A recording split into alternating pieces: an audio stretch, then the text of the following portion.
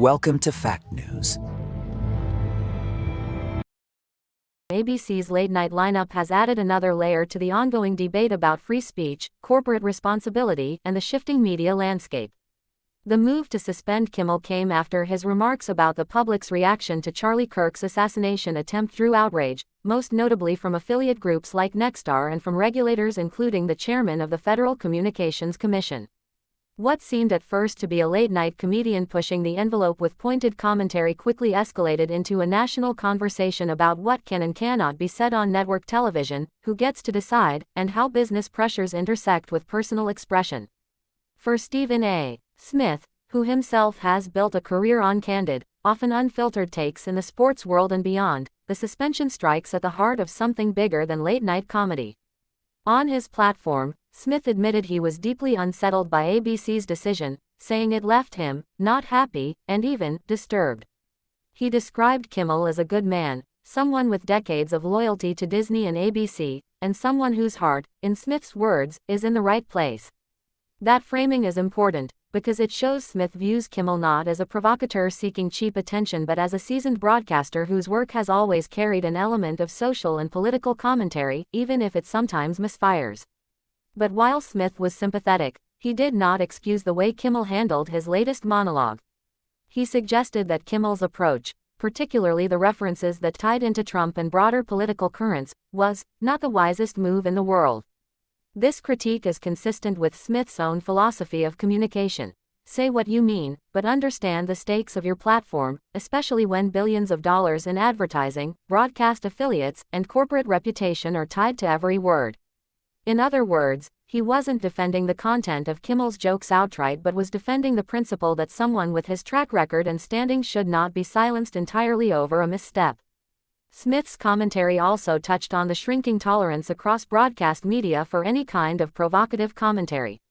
From his perspective, the First Amendment may protect speech from government censorship, but corporate networks, sponsors, and affiliates are increasingly operating with a hypersensitivity that leaves little room for bold or risky expression. This is especially true in late-night television, a space that was once dominated by hosts like Johnny Carson and David Letterman, who thrived on edgy, unscripted moments. Today, Smith argued, the environment is far less forgiving, with executives and advertisers ready to pull the plug at the first sign of controversy. The business context cannot be ignored, and Smith made sure to point it out. Nexstar's decision to stop airing Kimmel was a body blow to ABC, as the affiliate giant controls vast reach across the United States. Advertisers, already wary of declining late-night ratings and the fragmentation of audiences due to streaming platforms, saw the backlash as a reason to reconsider their investments. And then came political pressure, with regulators and political figures seizing on the controversy to push their own agendas. Smith, who has seen similar dynamics in sports media where sponsors often dictate programming, framed all of this as an unavoidable reality of modern broadcasting. Still, he implied that bowing too quickly to such pressures risks creating a chilling effect where creative voices become afraid to push boundaries at all. At the same time, Smith acknowledged that Kimmel, like anyone in a high-profile media role, bears some responsibility for how he frames his words. The comedian's decision to weave political figures into commentary about a tragic event created a combustible mix. In Smith's eyes, it was less about intent. He believes Kimmel's heart was in the right place, than about strategy. A wiser approach, he suggested, might have been to address the sensitive subject with sharper nuance rather than blunt humor. It's a point that reflects Smith's own balancing act in sports media, where he often needs to be provocative without crossing into areas that would jeopardize his network's relationships with leagues and advertisers. Beyond the immediate fallout, Smith's remarks tap into a deeper anxiety about where American media is headed. If even a veteran like Jimmy Kimmel, who has been a staple of ABC's lineup for 2 decades, can be benched indefinitely over one controversial monologue, what does that mean for younger, less established voices? Are networks signaling that the safest path forward is to avoid controversial topics altogether? And if so, does that not rob audiences of the very kind of fearless commentary that keeps late-night television relevant? These are the questions Smith implicitly raised, and they resonate far beyond Kimmel's show. Smith himself occupies an interesting space in this debate.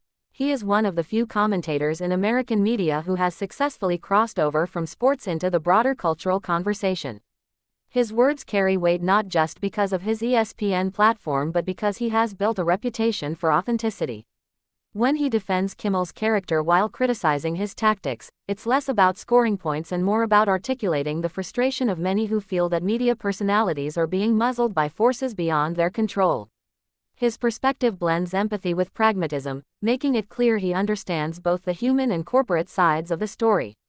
The suspension of Jimmy Kimmel, then, is more than just a headline about a late-night host in trouble. It is a reflection of a cultural moment in which speech is scrutinized more heavily than ever, where corporations and regulators wield immense influence over what is allowed to be said, and where even the most seasoned performers can find themselves sidelined overnight. Stephen A. Smith's response does not offer simple answers, but it does highlight the tension between supporting free expression and recognizing the business realities of modern media. In his view, Kimmel's suspension is not just a setback for one man but a warning sign for an entire industry already struggling to define its voice in an era of fragmentation and fear. Stephen A. Smith sat in his familiar setting, calm yet visibly unsettled, as he began to reflect on the news of Jimmy Kimmel's suspension. For someone who has spent decades making his living with words, opinions, and passion, the idea of being silenced for a controversial comment hit him personally. He admitted straight away that he was not happy with what ABC had done. He described it as disturbing, not because he endorsed everything Kimmel had said, but because he saw the move as symbolic of a dangerous shift. In Smith's eyes, Kimmel was not just a comedian who had gone too far with a joke. He was a man who had dedicated decades to the same company, a broadcaster who had become part of the cultural fabric of American television. Smith called him a good man with his heart in the right place, and that framing mattered. It set the tone that what was happening here was not about the content of one monologue but about the fragility of free expression in today's corporate media environment. As Smith spoke, his words carried both empathy and caution. He reminded listeners that late-night television had always been a playground for risk-takers, a stage where hosts tested boundaries and poked fun at the powerful. But he also pointed out that Kimmel's approach on that particular night had not been the wisest move. By mixing humor about a sensitive tragedy with references to political figures, Kimmel had walked straight into a storm of outrage. Smith didn't believe Kimmel had meant harm, yet he stressed that in today's climate, intent matters far less than perception. And perception is shaped instantly, ruthlessly, by social media, advertisers, and political opponents. Smith's voice carried the weight of someone who has faced backlash himself, someone who knows what it means to stand on a stage and have every word dissected. He was sympathetic, but he was also pragmatic.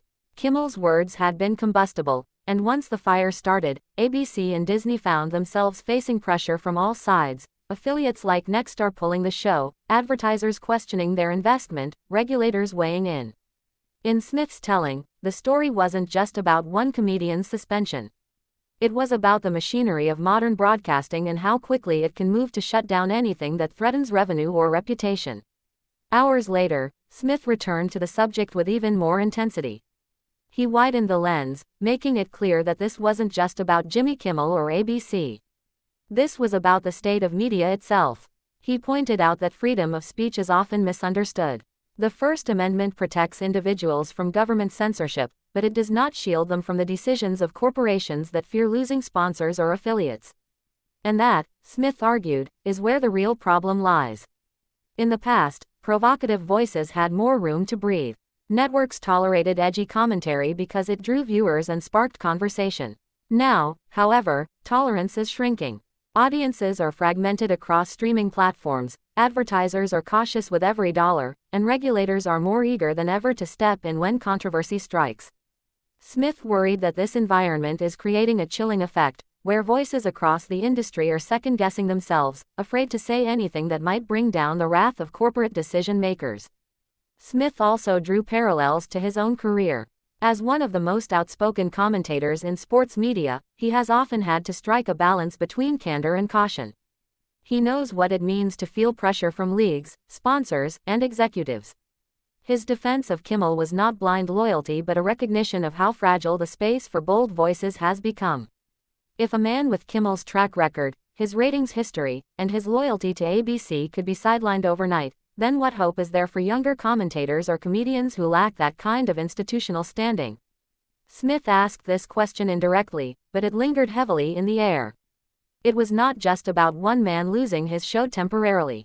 It was about the risk of an entire industry losing its nerve. In painting this broader picture, Smith emphasized that the real danger was not that Kimmel had been suspended but that others watching from the sidelines would learn a lesson. Stay safe, stay bland, avoid anything that might upset sponsors or stir controversy.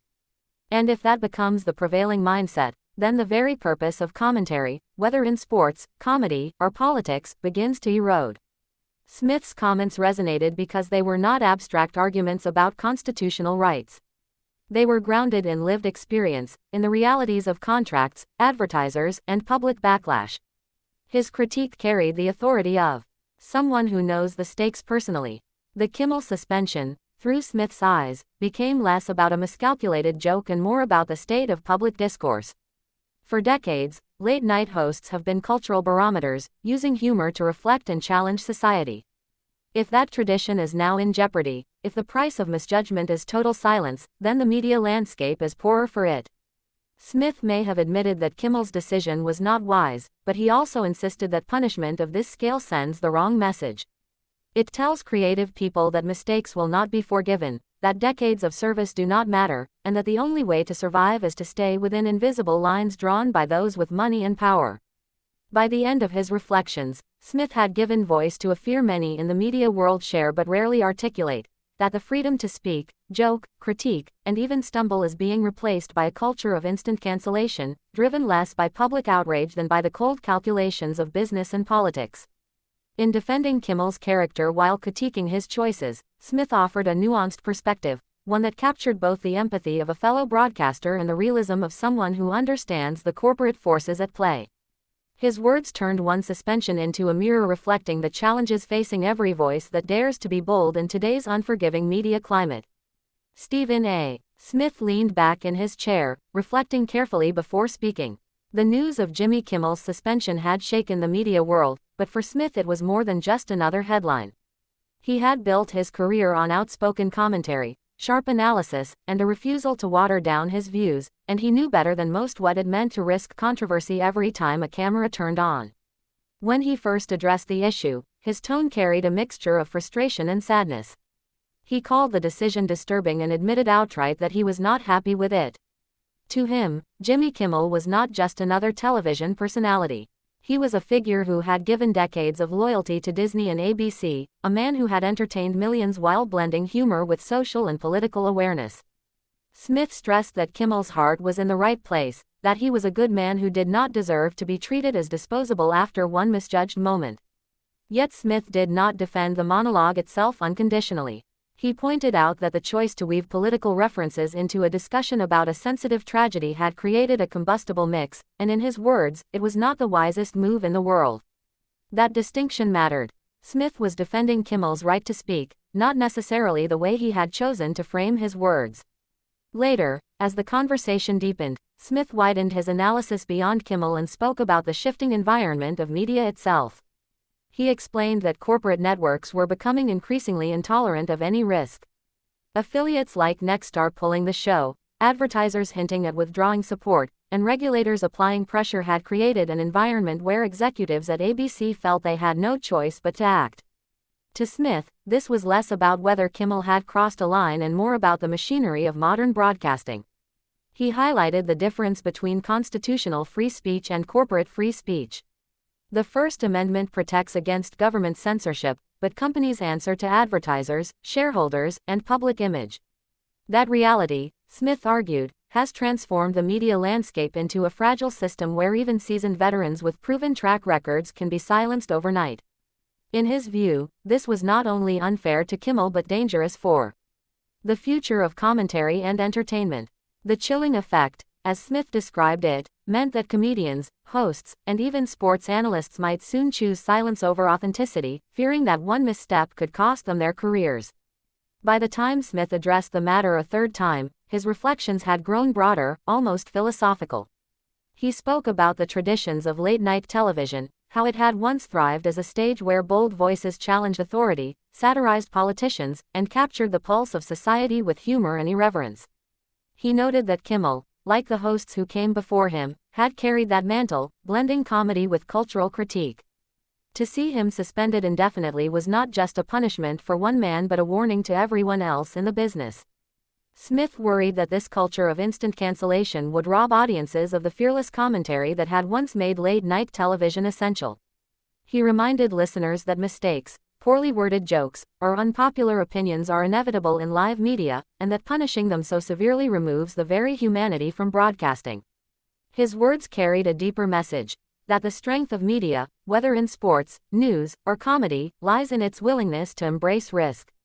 If risk disappears, what remains is watered-down commentary, safe but lifeless, designed more to avoid offending sponsors than to engage or challenge audiences. Smith's final thoughts combined empathy with warning. He reiterated his belief that Kimmel was a good man who had given much to the network, but he also emphasized that the larger story was about the direction in which media was heading. The industry, he said, was already under strain from shrinking audiences, declining advertising revenue, and the competition of streaming platforms. If, on top of these challenges, networks also stripped away the boldness and authenticity of their voices, then they would lose the very thing that made them valuable. For Smith, the suspension of Jimmy Kimmel was more than a single corporate decision. It was a mirror reflecting the precarious state of free expression in modern America, a state where the loudest voices are increasingly those of sponsors, affiliates, and regulators rather than artists and commentators. He concluded by reminding his audience that while Kimmel may return one day, the damage to creative freedom might not be so easily undone. The lesson many would take from this episode was not how to be better but how to be safer, and that, in Smith's view, was the greatest tragedy of all.